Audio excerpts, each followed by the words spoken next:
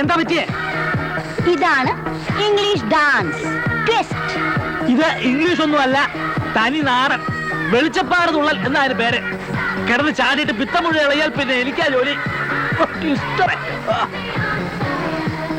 ഒരു കുഴപ്പമില്ല, നല്ല എക്സസൈസും കൂടിയാണ്. You will become very slim.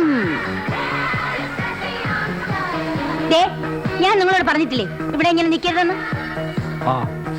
നിങ്ങളുടെ മാനേജർമാരൊക്കെ ഇവിടെ വരുന്ന കണ്ടിട്ടില്ലേ?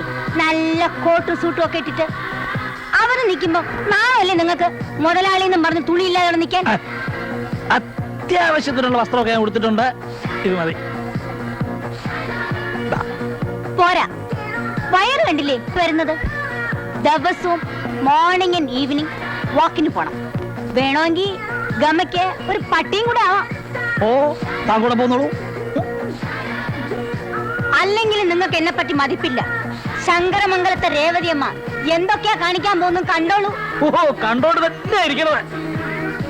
പക്ഷേ ഇത് എവിടെ വെച്ചാൽ എത്തും എന്നാണ്